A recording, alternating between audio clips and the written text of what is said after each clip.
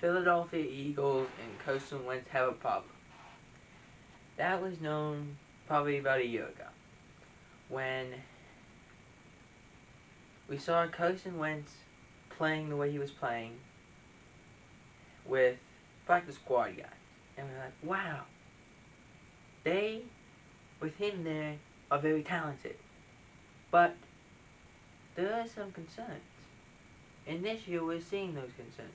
I marked it down in 4 things. Poor decision making, scheme, hero ball, and Jalen Hurts. We'll talk about all 4. Number 1, poor decision making.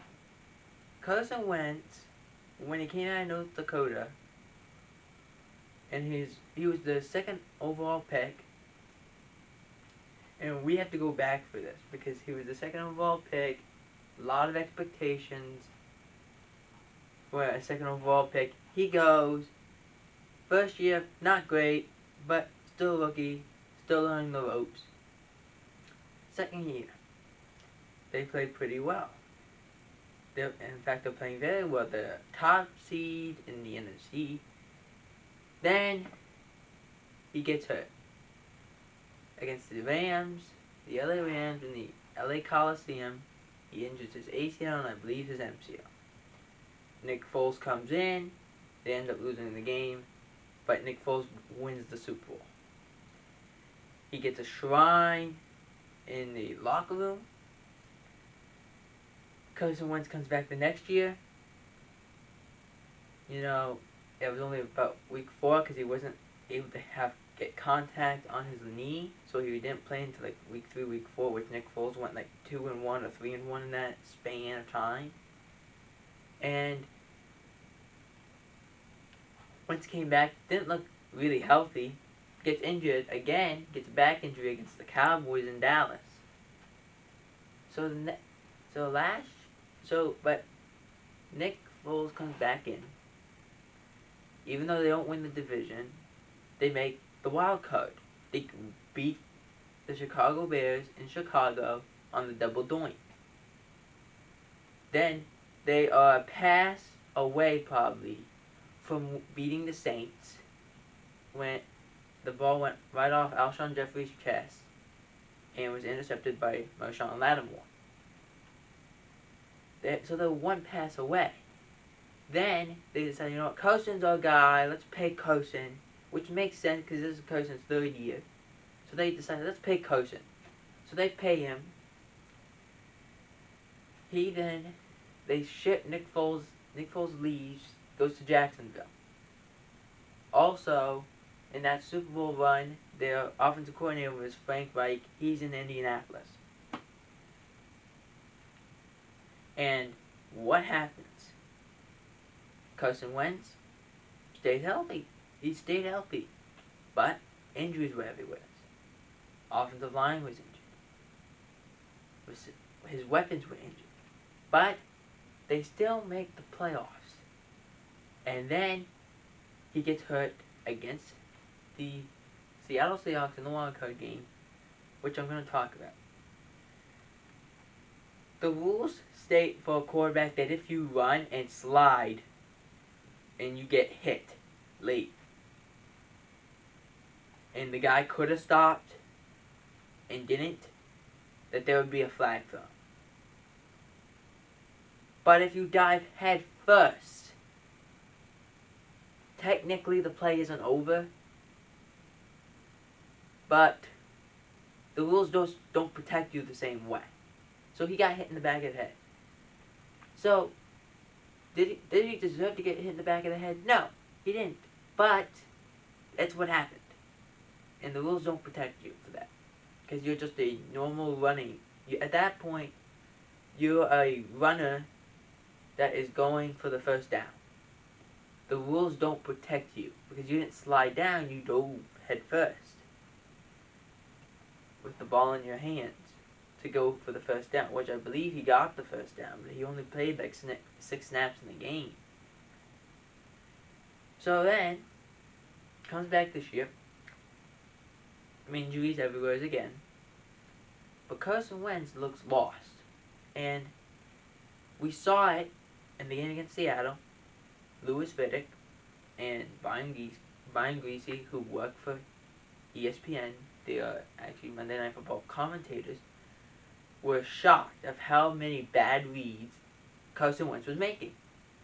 He was not throwing to the right guy on the right specific play, and every time Riddick and Greasy would point it out. And this has been a problem for Wentz for a few years. But he's had talent. He had when they won the Super Bowl, he had Alshon Jeffrey, who had his best year in Chicago. Zach Ertz was still in his prime and was not worried about the contract. They had LeGarrette Blount and Jay Ajayi to run the ball.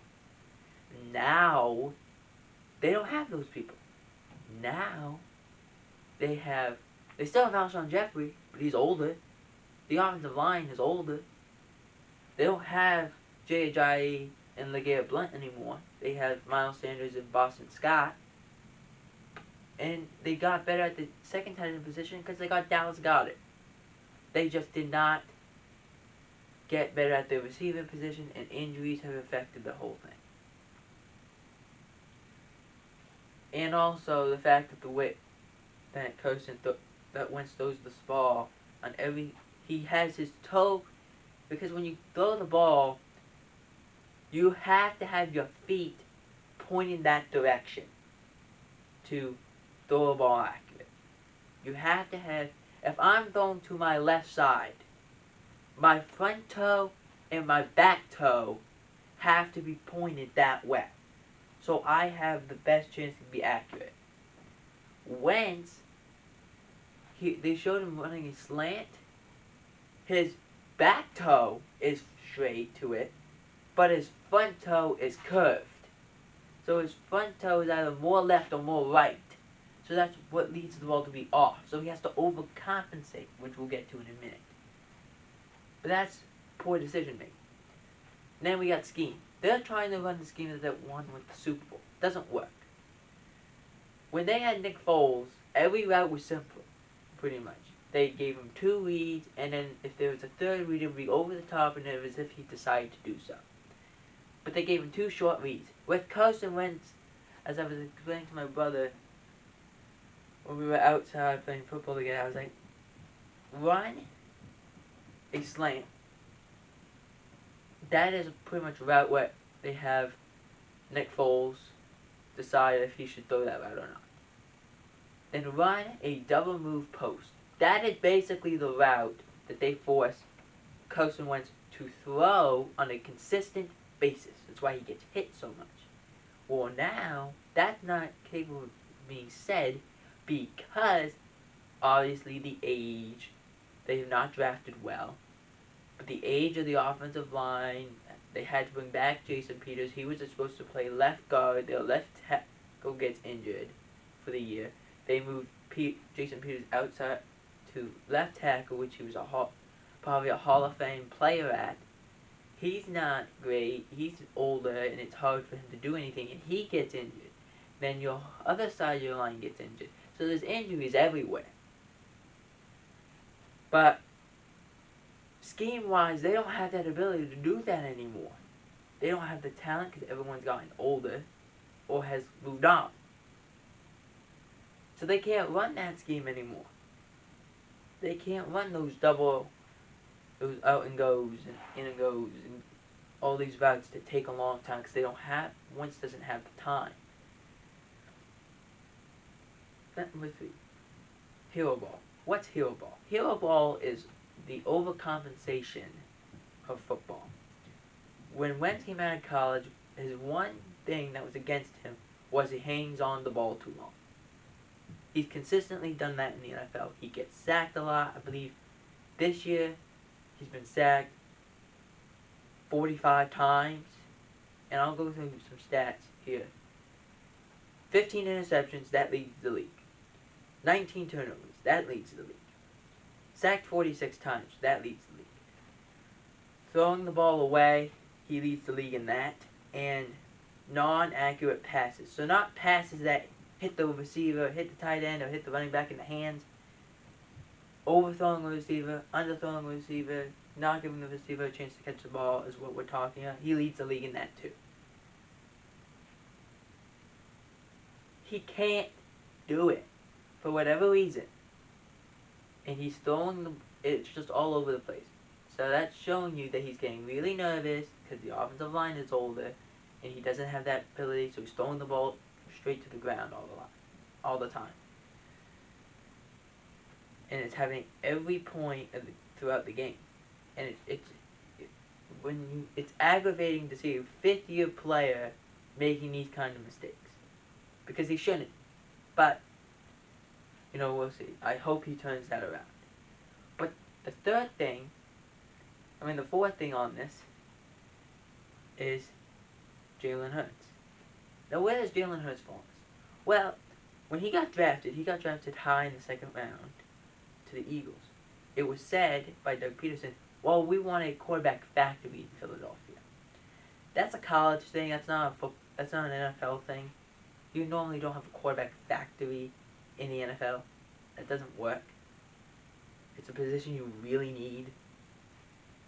And so I think that put pressure on Wentz because I think as much as I don't want to compare Carson Wentz to Joe Montana, this is like when Steve Young went to the 49ers.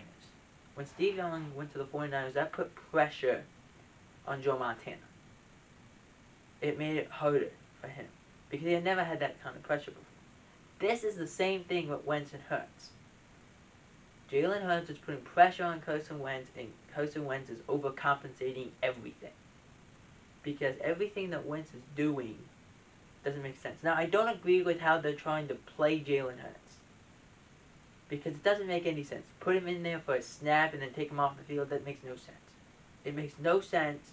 It's pretty much, if you know a lot of football history, in the early 70s, the Cowboys had these two quarterbacks. They had Roger Staubach and Charlie Morton. Charlie Morton was the veteran. Roger Staubach was the young guy. Just came out of the Naval Academy, and so he hasn't played well. And they run with like two quarterback system where they're alternating plays. This doesn't make any sense. This is basically Carson Wentz and Jalen Hurts, where they alternate plays. It doesn't make sense. And I think, and Dominic Foxworth, who was on Get Up, said this. The only way this makes sense is the fact that the front office or the higher ups said to Doug Peterson, hey, play Jalen Hurts. And Doug Peterson was like, alright, I'll play Jalen Hurts. Plays him for one snap. He's like, okay, I play Jalen Hurts. And then take him off the field. Out comes Carson again. He gets sacked. Oh, now we got to punt. Now we got to take a field goal. That doesn't help the situation. Because it was astonishing to me. Alshon Jeffrey's been back for 3 games.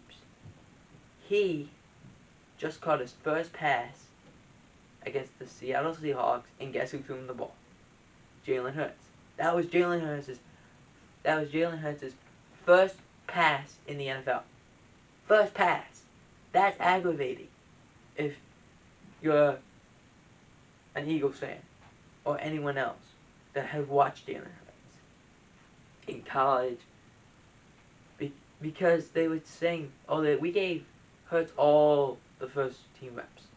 So that means there's either chances that they're willing to make a change, which they should, because they gotta go tell Wentz, hey, we really don't want to bench you because you have a big contract, we can't trade you really.